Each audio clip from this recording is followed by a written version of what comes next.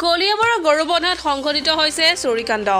নিশা বাৰাণ্ডাত থোৱা ধানৰ বস্তাৰ ওপৰেৰে উঠি পকী বেৰ পাৰ হৈ ভিতৰত প্ৰৱেশ কৰে চোৰে। শুই থকা অৱস্থাত গৃহস্থৰ নাকত স্প্ৰে মাৰি চোৰে লৈ গ'ল মূল্যৱান সা সম্পত্তি।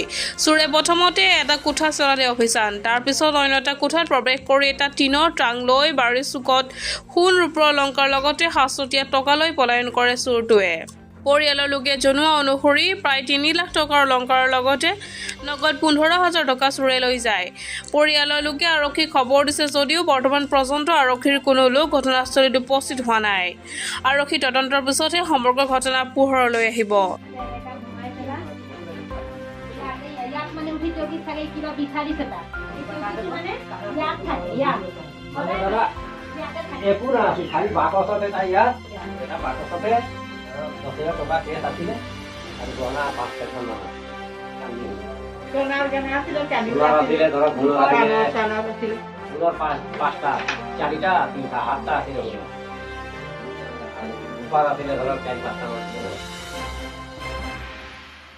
একটা বজাত উঠিছো, চাইছো দৰজা সজা সব খোলা মাৰ।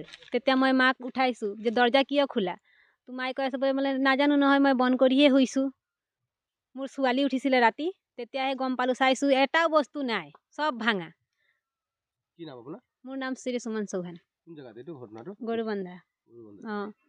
আমি গম পোৱা নাছিলো যে এইটো মানে বাক্সাটো মানে ৰাতিয়ে নিলে। আমি ৰাতিপুৱা যেতিয়া উঠিছো 7টাত, তেতিয়াহে গম পাইছো বাক্সা চাক্সা নাই। কিমান টকা অনুমান নিছে আপোনালোকৰ?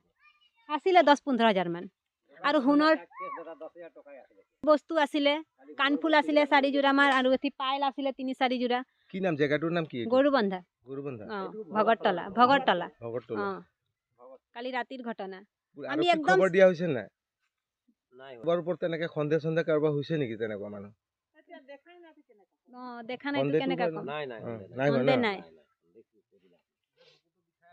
ভাত খাই শুব গৈছো, তেতিয়া একবাৰতে মানে টোপনিটো লাগি গ'ল। নহলে এনে আমি 12টালৈকে উঠিয়ে থাকো সদায়।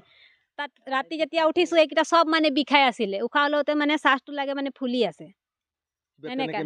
মেডিচিন দিছে নেকি, আমি একদম গম পোৱা নাছিলো। দৰজা ভাঙিছে না? দৰজা ভাঙি সোমোৱা নাই আমাৰ ৰুমত। আমাৰ ৰুমত যে ধান থৈছে বাহিৰত, সেইফালেদি সোমাইছে। মই খবৰ পোৱাত আহিলোঁ, আহি পেলাই চাওঁতে গম পালোঁ যে চুৰি হৈছে আৰু বৰ বেয়াকৈ হৈছে। আৰু মই ৰাইজলৈও এটা অনুৰোধ থাকিল যে ৰাইজ সচেতন হওক আৰু যিজনে কৰিছে তেওঁ ধৰা পৰক আৰু এওঁলোকৰ উচিত তদন্ত হ'ব লাগে। পুলিচে এওঁলোকক যিমান পাৰে সহায় কৰিব লাগে। আৰু আমাৰ আৰক্ষীক খবৰ দিয়া হোৱা নাই এতিয়ালৈকে। আমাৰ যাব। তেওঁৰ নামটো কি আছিলে? ৰবিলাল চৌহান। বৰ দুখ লাগিছে কথাটো শুনি, যে কষ্ট কৰি খোৱা মানুহ। এওঁলোকৰ উচিত তদন্ত হওক, ইমানেই বিচাৰোঁ মই।